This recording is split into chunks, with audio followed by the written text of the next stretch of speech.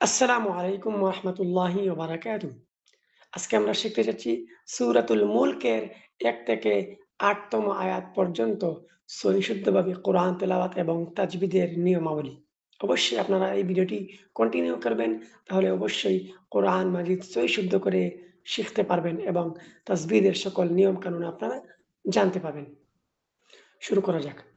أعوذ بالله من الشيطان الرجيم। আপনারা কি লক্ষ্য করেছেন?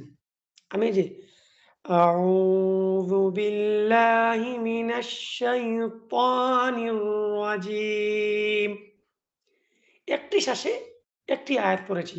সেই আয়াতের অর্থ হচ্ছে শয়তানের কাছ থেকে আশ্রয় প্রার্থনা চাই আল্লাহ রাব্বুল আলামিন তোমার কাছে। বিসমিল্লাহির রহমানির রহিম। এখানে দেখতে পাচ্ছেন তাবারাকাল্লাযী। যদি কখনো মদের হরফের মধ্যে থামেন তাহলে এক আলিফ লম্বা হবে। এখানে জালিয়া জেরে দি এটা হচ্ছে মদের হরফ। আমি থেমেছি এজন্য এই জায়গার মধ্যে এক আলিফ লম্বা করেছি। তাহলে কিভাবে হবে? তাবারাকাল্লাযী বিয়াদিহিল মুলক। এখানে মুলকু লেখা আছে। আমি কিন্তু মুলকু পড়ি নাই। মুলক পড়েছি। অর্থাৎ কাফকে সাকিন করে ফেলেছি। তাবারাকাল্লাযী বিয়াদিহিল মুলক ওয়া হুয়া আলা কুল্লি শাইইন কাদির। বিশেষ করে তানবিনের পরে যদি ইখফার হরফ চলে আসে, তাহলে নাকের ভিতরে আওয়াজ নিয়ে পড়তে হয়, তাহাকেই ইখফা বলে। তাহলে আপনি কিভাবে পড়বেন?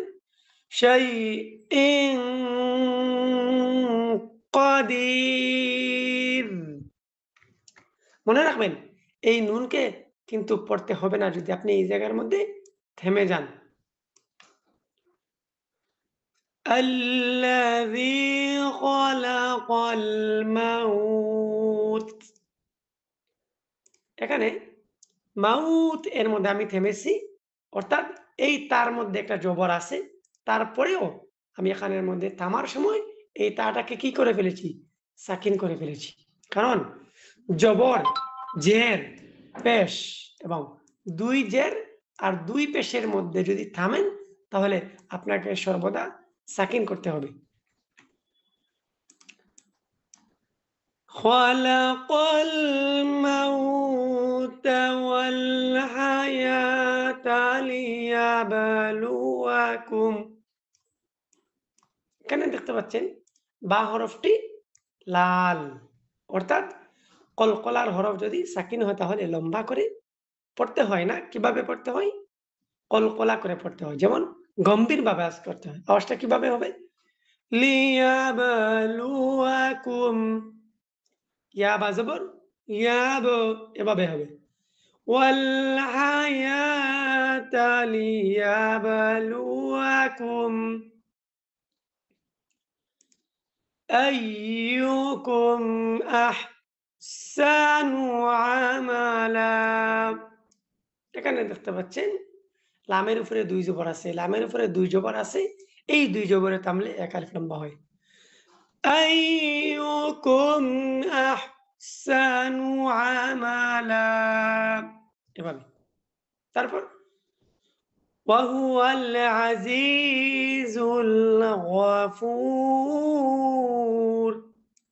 এই জায়গার মধ্যে যে ফা ওয়াও পেশ ফু আছে, এটাকে আপনি ৩ আলিফ লম্বা করে পড়তে পারবেন। এটাকে বলে মদ্দে আরিজ।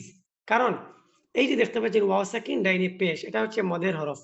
এই মদের হরফের পরের হরফ হচ্ছে রা। এই মদের হরফের পরের হরফে থামলে ৩ আলিফ লম্বা করে পড়তে হয়। তাকে কি বলে? মদ্দে আরিজ বলে। এজন্য এই জায়গার মধ্যে আপনি ৩ আলিফ লম্বা করে পড়তে পারবেন। তারপর আল্লাযী।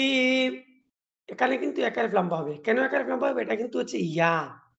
শর্ত হচ্ছে ইয়া যদি সাকিন হয় এবং তাহার পূর্বে জের হয় তাহলে ওই হরকতওয়ালা হরফ কি হয়? এক আলিফ লম্বা হয়। তাহলে এখানে এক আলিফ লম্বা হবে। এখানে কিন্তু ইয়া ২ টা থেকে যেকোনো একটা আসলেই হবে। এই ইয়া আসুক অথবা এই ইয়া আসুক, এই ২ টা থেকে যেকোনো একটা আসলেই কিন্তু এখানে লম্বা করে পড়তে হবে। এখানে দেখতে পাচ্ছেন ইয়ায়ে মারুফ এবং ইয়ায়ে মজহুল। এই ২ টাকে ইয়াকেই বলে। এটাকে বলে ইয়া মারুফ এবং এটাকে বলে ইয়ায়ে মজহুল। خلق سبع سماوات طباقا এখানে দেখতে পাচ্ছেন একটি তোয়া আছে। এই তোয়া এটার নাম হচ্ছে ওয়াকফে মতলাক। এই তোয়ার মধ্যে অবশ্যই থামবেন এবং শ্বাস ছাড়বেন। তারপর মা তারা ফি খালকির রহমান। এই যে মিম খারা জবর মা, এটা হচ্ছে এক আলিফ লম্বা হবে। এটাকে কি বলে? এটাকে মধ্যে তবাই বলে। অর্থাৎ খারা জবর, খারাজের উল্টা পেশ যত জায়গায় থাকবে তত জায়গায় এক আলিফ লম্বা করে পড়তে হবে। আমি সবগুলোই ইনশাআল্লাহ দাগিয়ে দিয়েছি। আপনারা অবশ্যই বুঝতে পারবেন। খলকির রহমানি মিন তাফাউত। এখানে আরেকটা নিয়ম হচ্ছে তার মধ্যে থামলে সাকিন হবে এবং পড়ার সময় একটু বাতাস বাহির হবে। যেমন তাফাউত, তাফাউত। তারপর ফারুজিল বাসর। এখানে কখনোই থামা যাবে না। কারণ এটা হচ্ছে লাম। এখানে কি করা যাবে না? থামা যাবে না। আমরা থামার নিয়মর ভিডিও আপলোড করেছি। সেই ভিডিওটি দেখলে বুঝতে পারবেন এখানে কেন থামা যাবে না এবং এটার নাম কি? হাল তারা এভাবে কিন্তু পড়লে হবে না। আপনাকে কিভাবে পড়তে হবে? এখান থেকে। فارجع البصر هل ترى من فطور ثم ارجع البصر كرتين। এই তাইনের মধ্যে যে নিয়মটা আছে এই নিয়মটা হচ্ছে মধ্যে লিন অর্থাৎ লিনের হরফের বামের হরফে থামলেই ৩ আলিফ লম্বা করে পড়তে হয়। যেমন কাররাতাইন ينقلب إليك البصر خاسئا। থামলে এক আলিফ, না থামলে خاسئا وهو حسير। এই রাটা কিন্তু বারিক হবে। কারণ রা যদি ওয়াকফ অবস্থায় সাকিন হয় এবং তাহার পূর্বে ইয়া সাকিন হয় তাহলে ওই রা বারিক করে পড়তে হয়। ওয়ালাকাদ যায়্যানা আস-সামাআ দুনিয়া। এখানের মধ্যে কি আছে? এখানে আছে ইদগামে ইদগামে মালগুন্না আছে। এখানে ইদগামে মালগুন্না এক শব্দের মধ্যে কিন্তু হয় না।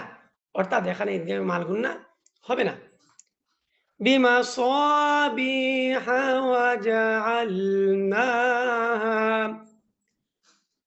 وجعلناها رجوما للشياطين وأعتدنا لهم عذاب السعير وللذين كفروا بربهم عذاب جهنم وبئس المصير। এই ডাটা বারিক হবে। ইযা এখানে ৩ আলিফ লম্বা হবে। ইযা উলকু ফিহা سمعوا لها شهيقا وهي تفور। আবার এই রাটা কিন্তু পুর হবে। কেন পুর হবে? রা ওয়াকফ অবস্থায় সাকিন, তাহার পূর্বে ওয়াও সাকিন এবং তাহার পূর্বে পেশ। এজন্য এই রাটাকে পুর করেই পড়তে হবে। আজকের ভিডিওটি এ পর্যন্তই।